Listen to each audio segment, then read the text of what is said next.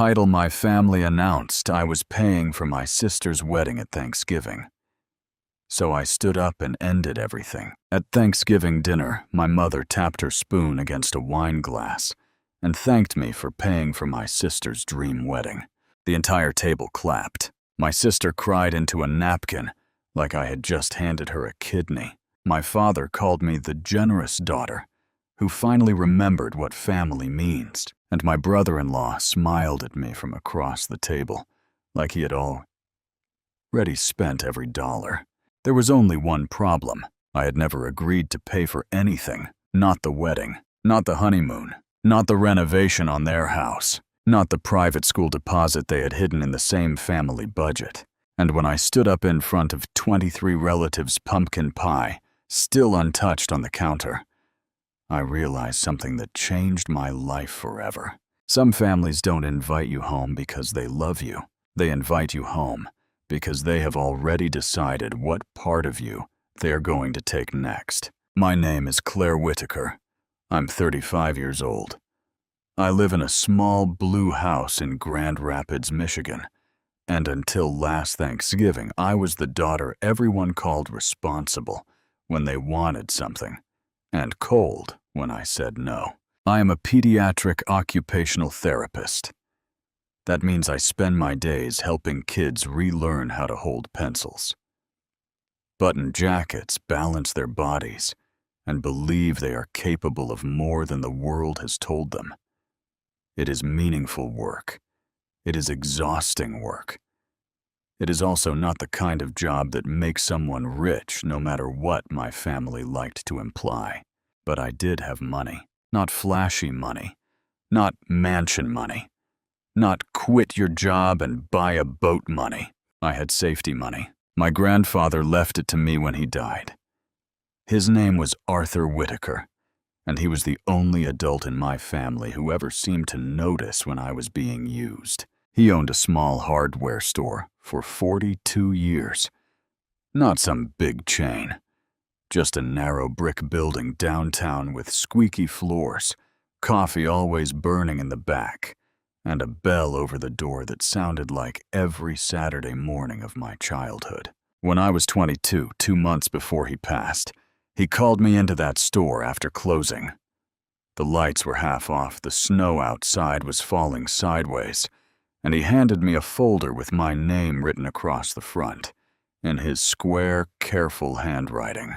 Inside was a modest investment account, a paid-off rental duplex on the east side of town, and a letter. I still remember the first line. Claire, this is not a reward. This is a shield. He told me he had watched my mother borrow my babysitting money when I was 14 and forget to pay it back. He had watched my father talk me into giving my college laptop to my older sister because she needed it more. He had watched my sister Lauren cry whenever she wanted something, and somehow always leave the room carrying it. Then he said something I did not understand at the time. One day they will call your independence selfish. Don't believe them. For 13 years, I didn't touch most of what he left me. I used a small portion to pay off graduate school. I used another small portion for the down payment on my house. The rest stayed where he put it, growing quietly, doing exactly what he intended it to do. It made me feel safe. Not fancy. Safe. And in my family, safety was treated like an insult. My sister Lauren was 39, beautiful in that curated suburban way, with blonde highlights, a Stanley Cup always in hand, and an Instagram page that made her life look like a Target commercial. She had 2 children, a husband named Brent, and a talent for turning every poor choice into a family emergency. Lauren and Brent had bought a house they couldn't afford. Then they renovated a kitchen they couldn't afford. Then they put their kids in a private Christian school they couldn't afford, because according to Lauren, public school energy just isn't right for them. Every time the math stopped working, my parents stepped in. And when my parents got tired, they looked at me. For years, it was little things. Claire, can you cover the kids' summer camp? Lauren is just overwhelmed. Claire, your dad's truck needs tires. You don't have kids, so you probably have room in your budget. Claire, could you send your mother something for the church auction? It would look bad if we donated nothing. The phrase "you don't have kids" became their favorite key to a door they thought led straight into my wallet. If I said yes, nobody thanked me for long. If I said no, everyone acted like I had thrown a baby into traffic, so I learned to give carefully. Small amounts, clear boundaries, never more than I could afford to lose. But my family didn't want help. They wanted access. The first warning came 2 weeks before Thanksgiving. I was at work, sitting in the break room eating yogurt from the container because I had forgotten a spoon when my mother texted me. "Are you still planning to come for Thanksgiving?" I stared at it longer than necessary. My mother, Diane, never asked a question unless she had already built a trap around the answer. I typed yes. I said I'd bring sweet potatoes. 3 dots appeared immediately, then disappeared, then appeared again. Finally, she wrote, "Good. We need everyone together. Lauren has something beautiful to announce, and I need you to be supportive." Supportive. That word had bruises on it.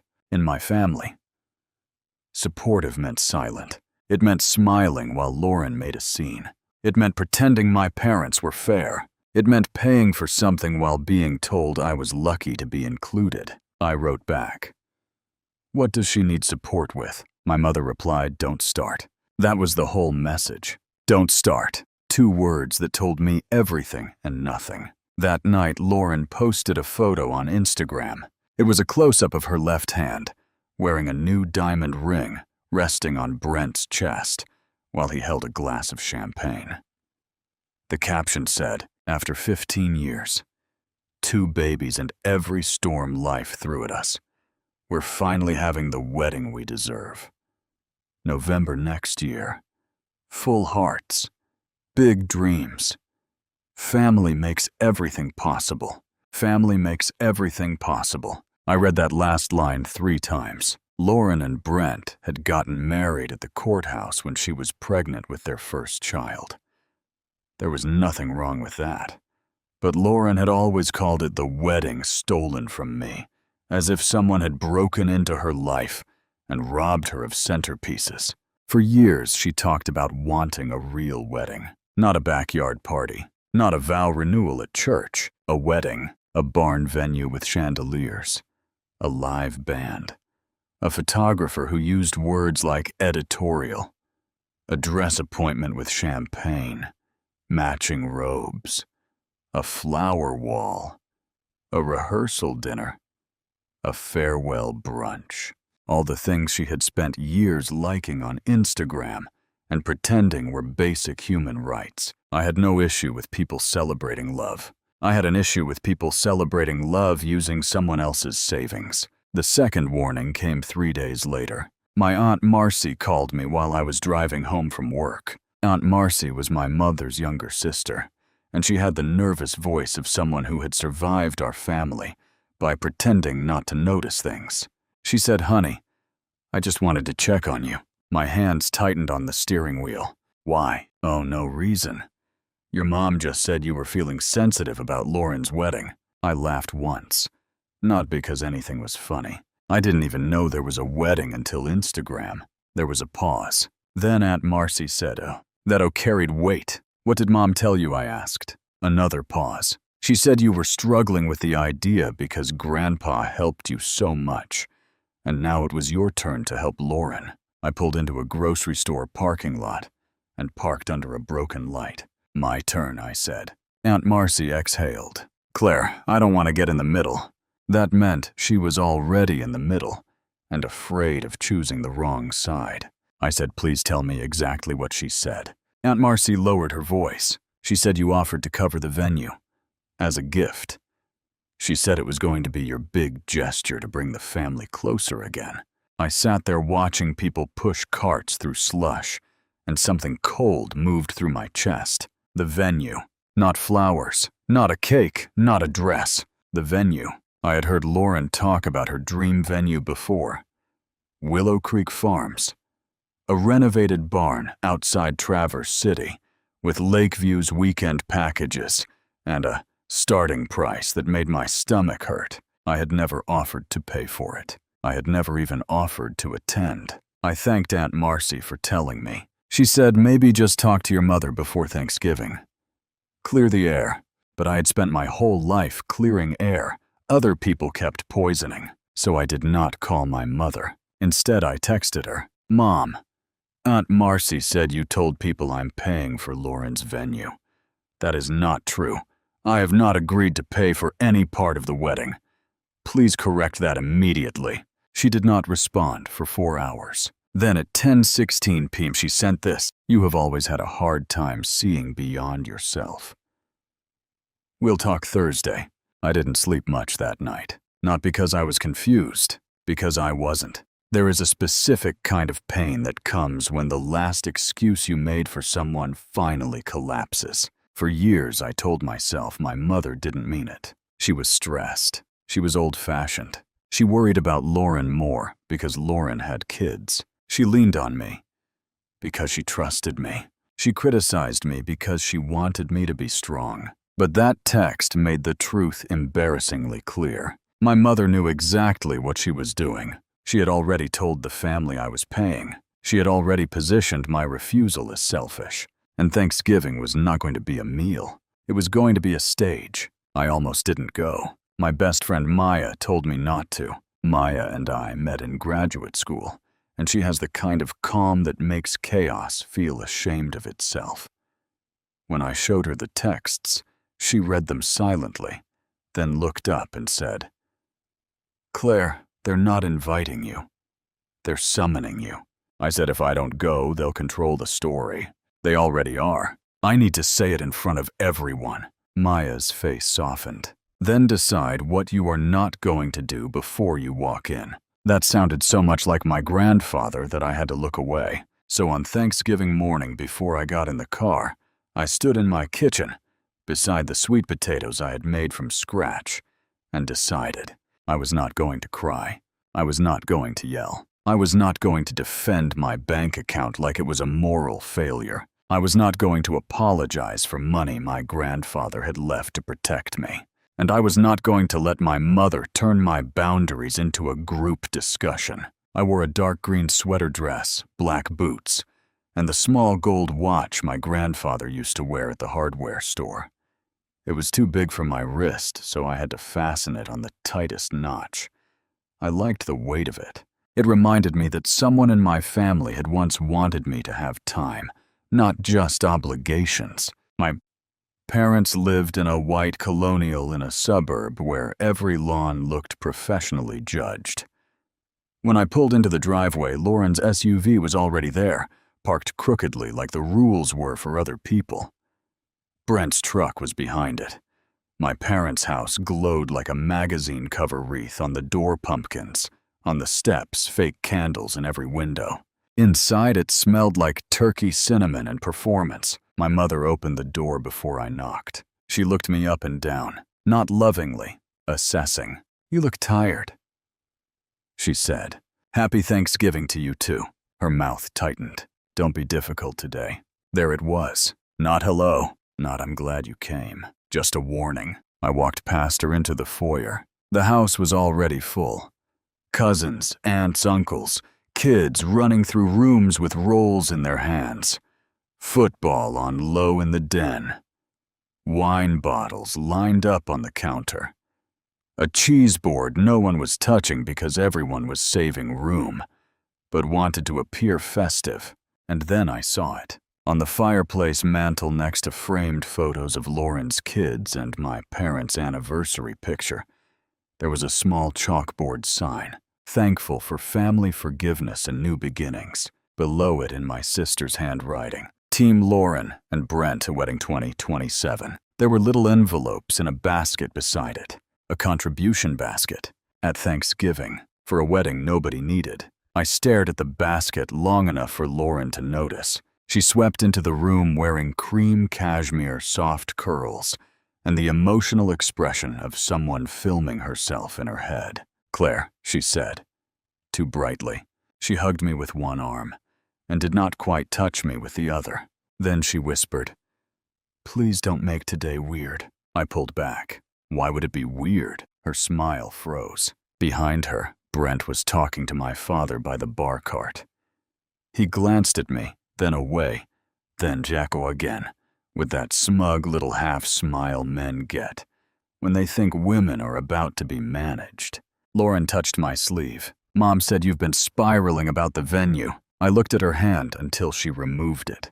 "I'm not spiraling. I'm saying no." Her eyes flicked toward the dining room. "Can we not do this right now? You started it before I arrived." "No, Mom was just excited." Mom lied. Lauren inhaled sharply, like I had slapped her in church. Wow. That was Lauren's favorite word when she needed to buy time. Wow. Not an argument. Not a denial. Just a little performance of injury. Before I could say anything else, my father appeared with a drink in his hand. "Claire," he said then. My father, Robert Whittaker, had a voice like a closed door. He was a retired school principal, and he still spoke to adults as if we were freshmen, caught vaping behind the gym. "Your mother has been cooking for 2 days," he said. "Today is not the day for one of your moods." I almost laughed. One of my moods. A mood was what they called any emotion of mine that inconvenienced them. I said, "Then today is also not the day to announce fake financial promises in my name." His face changed just slightly. Not guilt. Irritation. "Lower your voice." My voice is already low. He stepped closer. "You know, Claire, your grandfather didn't leave you that money, so you could hold it over this family." The room around us kept moving, but my body went still. There it was. The real sentence. The one they had been rehearsing. I said Grandpa left me that money because he knew this family would try to take it. My father's eyes narrowed. For 1 second, I saw something like recognition. Not because he agreed, because he knew I had finally said the quiet part out loud. Then my mother called from the kitchen dinner. Everyone gathered in the dining room. My mother had set the table beautifully. Burgundy napkins, gold chargers, candles, place cards. I found mine at the far end near the folding table where the teenagers were sitting. Lauren and Brent were seated beside my parents at the center. There was an empty chair near them, with a place card that said, "Maid of Honor." I looked at it, then at Lauren. She avoided my eyes. A few weeks earlier, before I knew anything about the money lie, Lauren had sent me a long message saying she was still deciding on the wedding party because she wanted to avoid family pressure. I had not asked to be maid of honor. I had not even asked to be included. But seeing that empty chair told me what she had done. She had chosen someone else. Fine. But she still wanted my money. That was my family in one image. Not close enough for honor. Close enough for invoices. Dinner began with normal sounds. Forks scraping plates.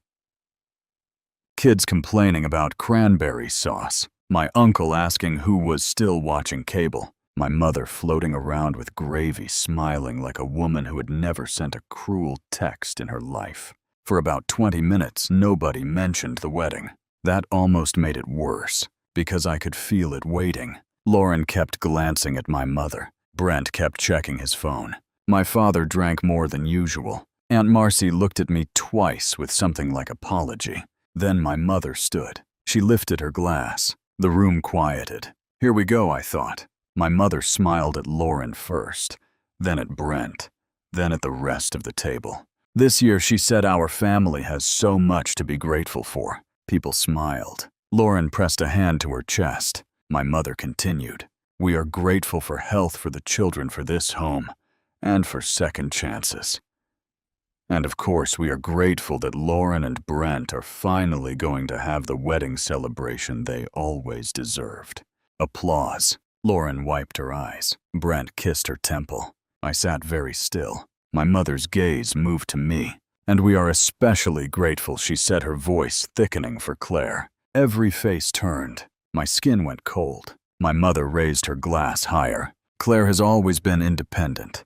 Sometimes too independent. Small laughter from a few relatives. But this year, She has chosen to use the blessings Grandpa Arthur left her to bless someone else. She has offered to cover the Willow Creek venue as her wedding gift to Lauren and Brent. The room erupted. Actual applause. My cousin Jason said, "Wow, Claire, that's amazing." Someone else said, "That place is gorgeous." Lauren started crying for real now, or at least convincingly. Brent lifted his beer toward me. My father nodded, as if a business deal had closed. My mother looked directly at me with a soft, dangerous smile. That smile said, "Don't you dare embarrass me." For 1 second, the old Clara almost took over. The old Claire would have laughed awkwardly. The old Claire would have said, "We'll talk about it later." The old Claire would have written the check in private just to make the room stop looking at her. The old Claire would have paid thousands of dollars to avoid being called selfish by people who had never once asked if she was okay. But that version of me had been dying for years. She died completely at that table. I stood up. Not quickly. Not dramatically. I placed my napkin beside my plate. I pushed my chair back. The room quieted in pieces. My mother's smile tightened. "Claire," she said softly. That one word carried 35 years of training. "Sit down. Behave. Don't ruin it. Make us look good." I looked at Lauren first. She was still holding the napkin to her eyes, but she had stopped crying. I looked at Brent. The smile was gone. I looked at my father. He was staring at me like I was a student about to be suspended. Then I looked at my mother. I said I have not offered to pay for Lauren and Brent's wedding. The silence was immediate. A fork clinked against a plate somewhere near the kids' table. My mother laughed softly, the way people laugh when they want everyone to believe they are in control. "Oh, sweetheart," she said. "This isn't the time." I said, "It is exactly the time because you chose this time." My father's voice dropped. "Sit down. Number. One word." It felt strange in my mouth. "Clean." My sister lowered the napkin. "Claire, please," she whispered. "Don't do this in front of everyone." I turned to her. "You let her announce it in front of everyone." Lauren's face crumpled. "I thought you understood how much this meant to me. I understand that you want a wedding. It's not just a wedding." Her voice cracked, and suddenly she was the victim. She was always most comfortable there. "I never got my moment," she said. "I never got the dress, or the pictures, or Dad walking me down the aisle. You got college paid for. You got Grandpa's money. You got a house. I got pregnant, and everyone judged me." Nobody spoke. The old family script had begun. Lauren's pain entered the room, and everyone else's reality had to leave. I said I did not get college paid for. I worked. Grandpa helped me because Mom and Dad were taking money from me while I was in school. My mother gasped. "That is a disgusting thing to say." "It is also true."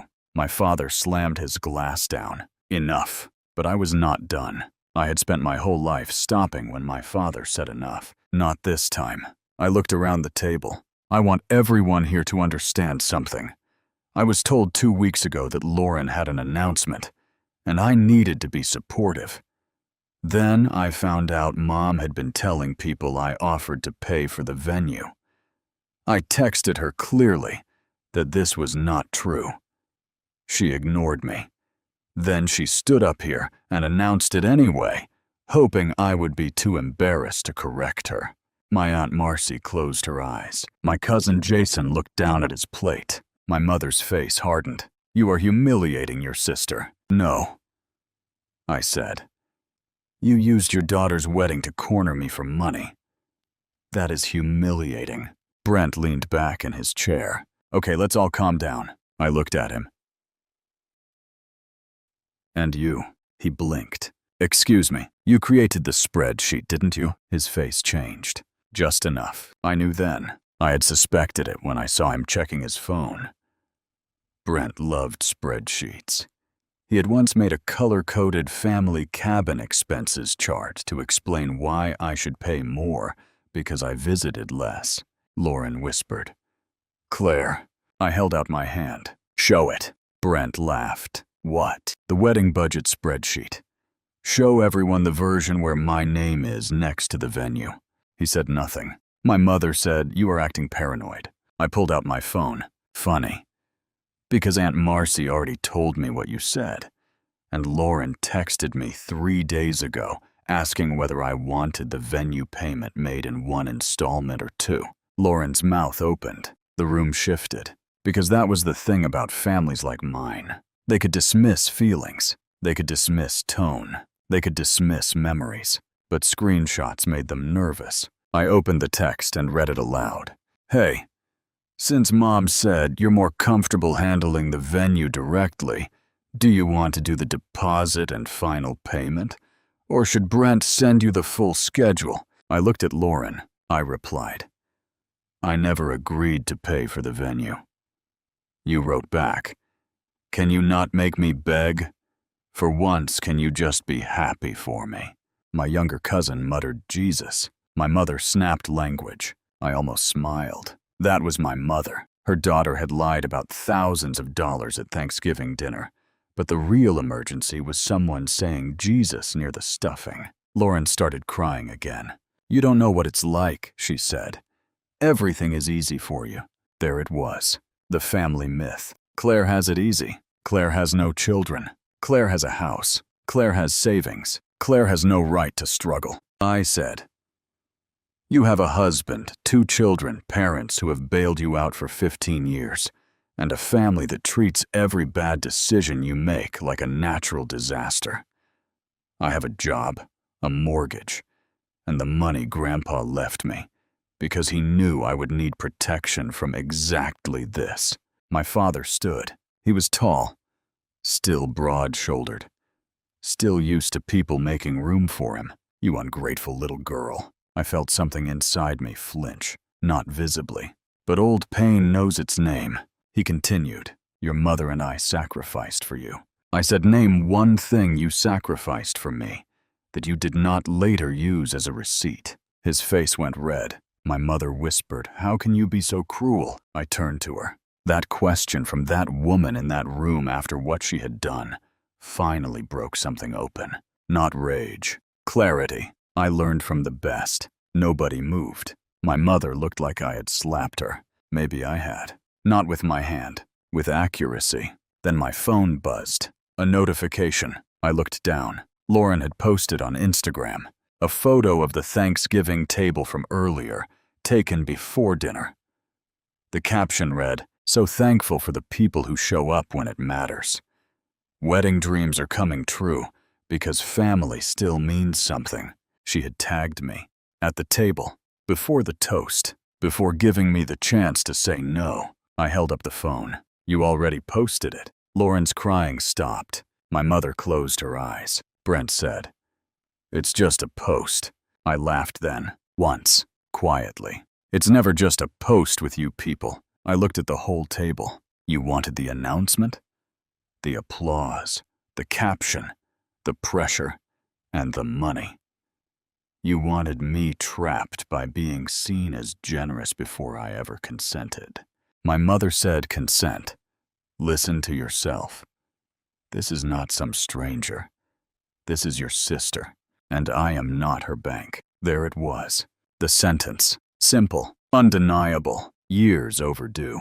I picked up my purse from the back of the chair. My mother's voice sharpened. "Where are you going?" "Home." "You will not walk out of Thanksgiving." I just did. Lauren stood so fast her chair nearly tipped. "Claire, if you leave like this, don't expect to be part of my wedding." I looked at her, and for the first time all day, I felt something close to peace. "I was never part of your wedding. I was part of your budget." Her face collapsed. Not because I was wrong, because I had said it where people could hear. My father pointed toward the foyer. "You walk out that door, don't come crawling back when you realize what family you threw away." I nodded. That's the first honest thing anyone has said all day.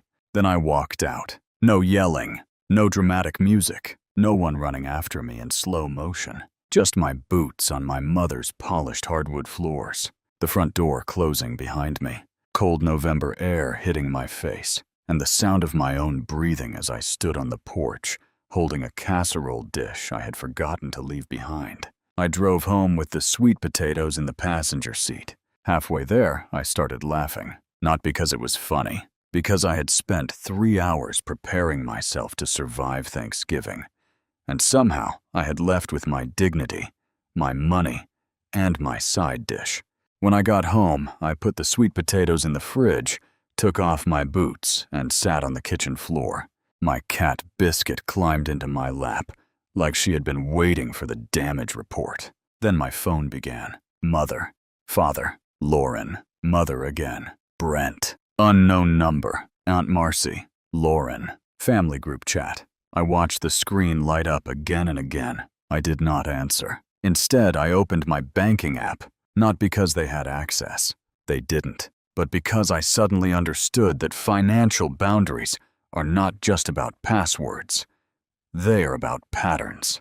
I made a list. My parents' cell phone plan I had been paying the extra line for years because my mother once said switching plans was too confusing. Cancelled. Lauren's kids' dance tuition. I had covered it after she cried in my kitchen about not wanting her daughter to feel less than. Cancelled after the paid month ended. Automatic monthly transfer to my parents for household help started after my father's knee surgery 3 years earlier and somehow never stopped. Cancelled. Authorized user card for emergencies. My mother had one. She used it mostly for Costco and called that family groceries. Frozen. Spare key to my house. My parents had one. Locksmith scheduled for Monday. Emergency contact at my doctor's office, my mother. Changed to Maya. Beneficiaries on my work life insurance. My parents, because I had filled out the form at 26 and never thought about it again. Changed. Every cancellation felt small. Every cancellation felt enormous. Not revenge. Restoration. I wasn't taking anything from them. I was simply stopping the flow of myself into people who had mistaken my kindness for plumbing. At 9:42 that night, my mother finally left a voicemail. I listened to it once. Her voice was shaking, but not with sadness, with fury, wearing a church dress. Claire, I hope you are proud of yourself. Your sister is inconsolable. Your father is humiliated. Half the family left early. You ruined Thanksgiving over money. Money. I don't know who you are anymore. The daughter I raised would never be so selfish. I saved it, not because I wanted to punish myself, because I knew that one day I might forget. One day I might miss the idea of a mother and soften the edges. I wanted proof. Then Lauren texted, I hope that money keeps you warm when you're old and alone. I looked at it for a long time.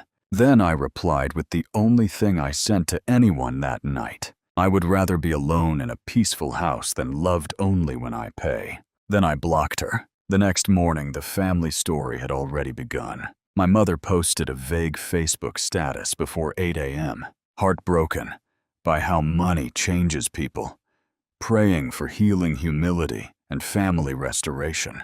37 likes by lunch. 3 comments saying, no sorry, Diane. One from a woman at her church saying, the holidays reveal people's hearts. That one made me laugh so hard I almost spilled coffee. Lauren changed her Instagram caption. She removed the line about wedding dreams coming true.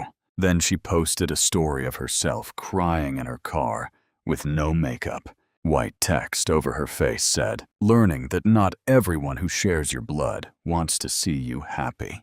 I received 12 messages from relatives that day. Most were cowardly. Hey, I don't want to get involved, but your mom is really upset. Maybe you and Lauren just need to talk. Was Thanksgiving really the best time? Family is complicated. Only one message mattered. It came from my cousin Jason. He wrote, I saw what happened. That was messed up. I'm sorry nobody said anything. I should have. I stared at that text for a while. Then I wrote back, thank you. That was all. I did not need a parade. I needed one person to admit reality had occurred. The weeks after Thanksgiving were strange. Not loud strange, quiet strange. When you remove yourself from a toxic family system, people tell you to expect chaos. And yes, there was chaos. Messages, accusations, passive-aggressive posts, Aunt Marcy calling and hanging up. My father sending one email with the subject line, "Final opportunity to apologize," as if he were offering me a coupon. But the strangest part was the space. Suddenly, Sunday afternoons were mine. No calls from my mother asking me to just talk some sense into Lauren. No urgent requests for money disguised as updates. No family group chat exploding because Brent's truck needed repairs or Lauren's son needed a last-minute costume for Historical Figures Day. My house got quieter. Then it got peaceful. For the first time in years, I decorated for Christmas exactly how I wanted. I bought a small tree, not a giant one. I used warm white lights, not the colored ones my mother insisted were more cheerful. I hung my grandfather's old store key on a ribbon near the top. Maya came over with takeout Thai food and helped me wrap gifts for the children I worked with at the clinic. She did not once tell me I needed to forgive anyone before the holidays. That is how I knew she was family. Real family does not rush your healing because your boundaries make them uncomfortable. On December 12th, Lauren emailed me. Subject line wedding. I almost deleted it, but curiosity won. The email was long, very long. It began with, "I've had time to reflect," which was promising for about 3 seconds. Then it became a 6-paragraph explanation of why I had embarrassed her, why I had misunderstood her intentions, why our parents were from a different generation, why Brent was just trying to organize things, and why my refusal to help had forced them to reconsider every dream they had allowed themselves to have. Allowed themselves, as if their dream had been a fragile bird, and I had personally shot it out of the sky. Near the end, she wrote, "I am willing to move forward if you can contribute in a way that feels comfortable. Maybe not the whole venue, but the photographer or catering. I don't want money to destroy us." I read that sentence twice. I don't want money to destroy us. Money had not destroyed us. Entitlement had. Lies had. Public pressure had. A lifetime of taking had. I did not reply. That was harder than it sounds. People like my sister train you to believe every accusation deserves a defense. Every guilt trip is a summons. Every emotional emergency requires your attendance. Silence felt rude. Then silence felt strong. Then silence felt like a locked door. By Christmas Eve, I had been uninvited from Lauren's wedding group chat, my parents' Christmas brunch, and my mother's annual cookie exchange, which I had never enjoyed anyway, because she always made me bring 3 dozen lemon bars, and then criticized how I cut them. On Christmas morning, I woke up late. No family obligations, no matching pajamas, no pretending Brent's jokes were funny. No watching my mother give Lauren sentimental gifts while handing me a candle from the clearance shelf. I made coffee. I fed Biscuit. I opened the envelope my grandfather's attorney had given me years earlier, the one with his letter. I had read it many times, but that morning one sentence felt new. "You do not owe anyone the tools of your own survival." I cried then, not the sharp crying from pain. The quiet crying that comes when someone loved you correctly before you knew how badly you needed it. In January, the consequences reached them, not because I caused them, because I stopped preventing them. My parents had to downgrade their cell phone plan. My mother texted me from a new number to say, "Hope you're happy. Your father and I had to spend 3 hours at Verizon because of your little stunt." I blocked that number too. Lauren pulled her daughter from dance competition team and told people I had backed out of helping the kids. That one hurt. I loved my niece. She was 10 funny shy and always drawing horses in the margins of everything. So I mailed my niece a birthday gift directly, a beautiful sketchbook, professional colored pencils, and a card that said, "For every horse you haven't drawn yet, love Aunt Claire." No money to Lauren. No message through Lauren. Just love with a boundary. A week later, I received a drawing in the mail. A horse standing in front of a blue house. On the back, my niece had written, "Mom said you were mad at us, but I don't think you were mad at me." I sat at my kitchen table holding that paper for a long time. Then I wrote back, "I am not mad at you. Adults sometimes have problems that are not children's fault. I love you always." That was the hardest line I have ever written, because boundaries with adults often create grief with children. Nobody tells you that part. They tell you cutting off toxic family feels empowering, and it does. But it also feels like standing outside a house where children you love still live, knowing the adults inside will use the windows against you. In February, Aunt Marcy asked to meet for coffee. I almost said no. Then I remembered her face at Thanksgiving, the way she closed her eyes when my mother lied. We met at a Panera halfway between our houses. She looked older than she had 3 months before. The first thing she said was, "I'm sorry." Not "I'm sorry you felt hurt." Not "I'm sorry things got out of hand." Just "I'm sorry." I waited. She wrapped both hands around her coffee cup. "I knew your mother was pressuring you. I didn't know she would announce it like that. But I knew enough to warn you more clearly, and I didn't. I was afraid of becoming the next target." That honesty landed differently than an excuse. I said, "Thank you for saying that." She nodded. Then she told me something I had not known. My parents had borrowed against their house to help Lauren and Brent with the kitchen renovation. They had expected my wedding gift to free up Lauren's money, so Lauren could start paying them back. The venue was never just a venue.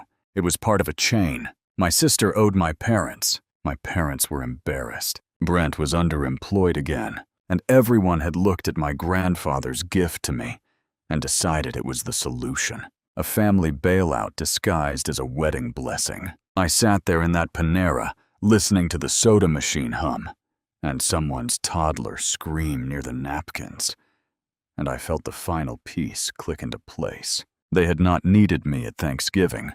They had needed my silence. Aunt Marcy reached across the table. "I should have stood up when you did." I looked at her hand. Then I looked at her. "Yes," I said. "You should have." She cried. I did not comfort her. That may sound cruel, but I had spent my whole life comforting people who were upset by the consequences of their own choices.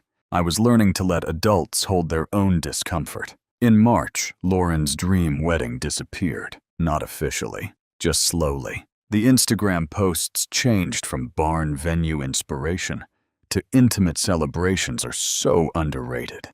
The custom hashtag vanished from her bio. The photographer she had tagged stopped appearing.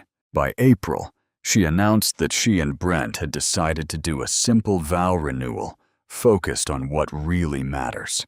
The caption included the phrase, "No drama, no toxic energy, just love."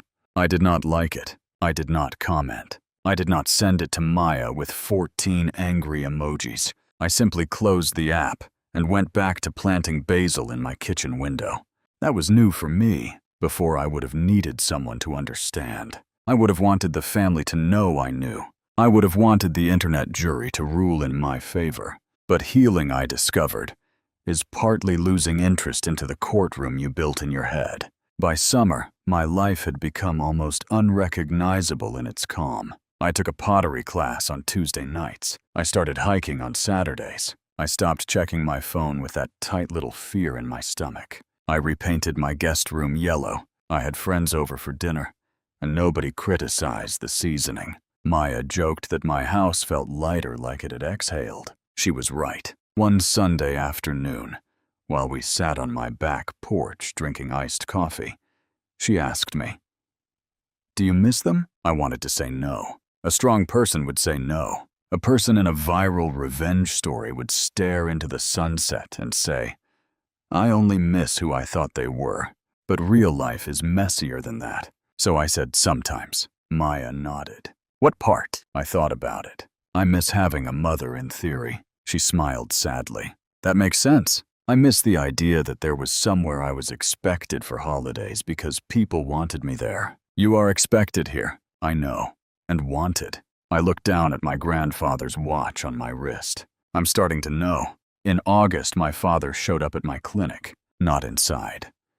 He knew better than to make a scene where I worked.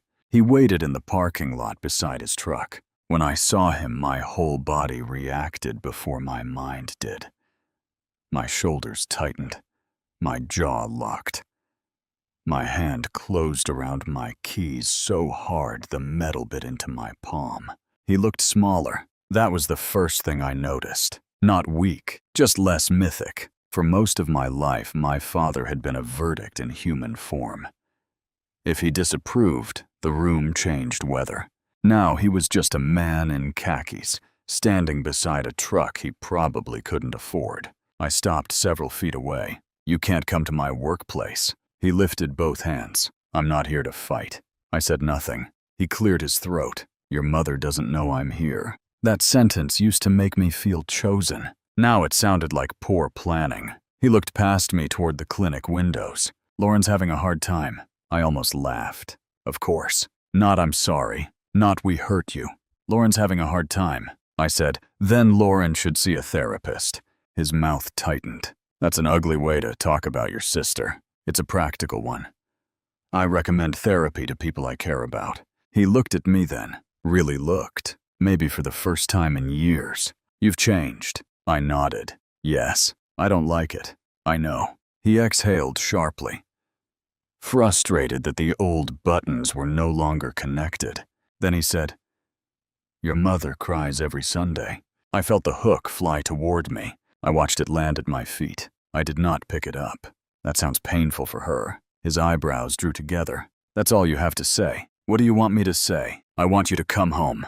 The word home moved through me like a ghost. I thought of the dining room, the applause, the place card near the folding table, the contribution basket on the mantel, my mother's toast, Lauren's tears, my father calling me an ungrateful little girl in front of everyone. I said, "That house has not been home for me in a long time." He looked angry then, but underneath it for just a second I saw panic, because people who rely on control often mistake obedience for love.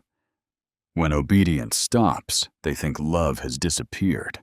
Maybe mine had, or maybe love had finally stopped volunteering to be mistreated. He said, "So this is it. You're just done." I took one breath, then another. Then I said, "I'm done being useful to people who are unkind to me." He stared at me. I walked to my car. He did not follow. That night, I cried harder than I had cried on Thanksgiving. Not because I regretted it, because little girls do not stop wanting their fathers to choose them, just because grown women understand they won't. That is another thing nobody puts in the inspirational quotes. You can make the right decision and still grieve. You can protect yourself and still wish you had not needed protection. In October, nearly a year after that Thanksgiving, I received a cream envelope in the mail. No return address. Inside was an invitation to Lauren and Brent's vow renewal. A simple ceremony at a local park. Reception to follow in my parents' backyard. At the bottom, handwritten in my mother's script, were 4 words. "We hope you come." No apology. No acknowledgement. No mention of what happened. Just a door cracked open wide enough for me to crawl back through, if I was willing to leave my dignity outside.